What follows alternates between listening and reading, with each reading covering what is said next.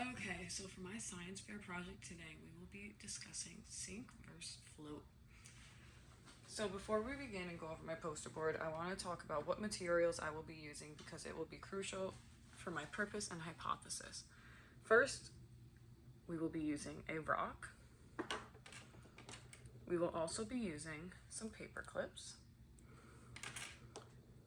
a sponge, and also a toy Dora that I have in my house. So the purpose of this experiment is to explore which objects sink or float in the water.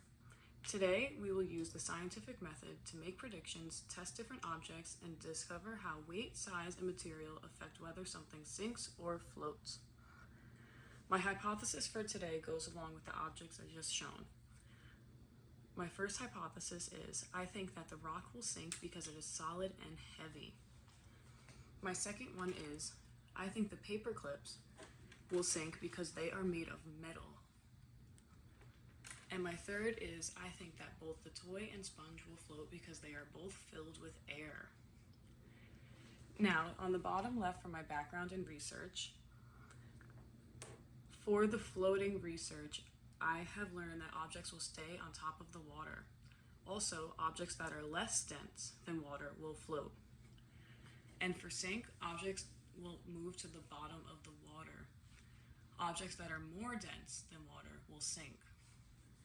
We have also learned that materials, shape, and air also plays a big factor in whether an object will sink or float. So for my procedure today, 1, we will be filling a clear container with water, which we have right here. Then we will be grabbing our different objects, which I will line up right here.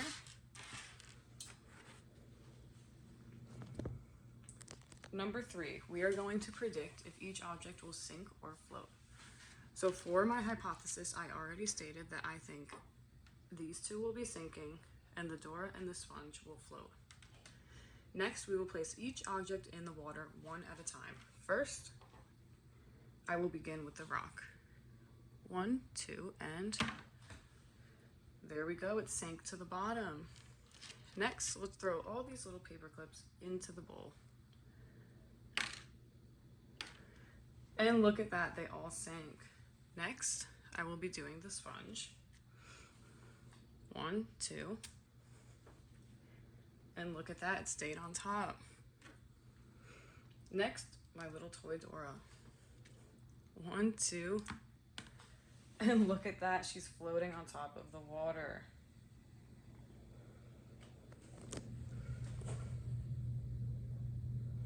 Isn't that amazing? So next, we will be going over and observing what happens and recording our results. From what we have learned, the paperclip did sink, the rock sank, the sponge floated, and the toy also floated. This is where we can record our results. Now, let's make some conclusions and compare our predictions. My hypothesis was correct. The rock and the paperclip did sink as we've seen before. This is because they are both more dense than water. They were both too heavy for the water to keep them afloat. And the sponge and the toy did in fact float. This is because they are both less dense than the water. One thing that surprised me was that the toy was hollow inside, which made it light enough to float on top of the water. It is also made of plastic. Another thing is that the sponge has tiny holes filled with air, which is also why it floats.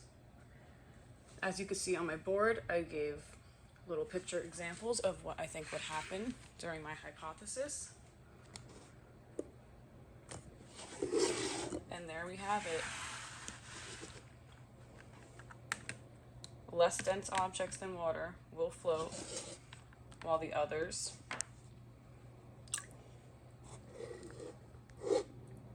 will sink to the bottom of the container. Now, if you follow the steps and the procedures just like I did, you can create this experiment too. Next time, I think we should all grab materials and try to make boats that will float on top of the water and see which ones are more dense and which ones are less.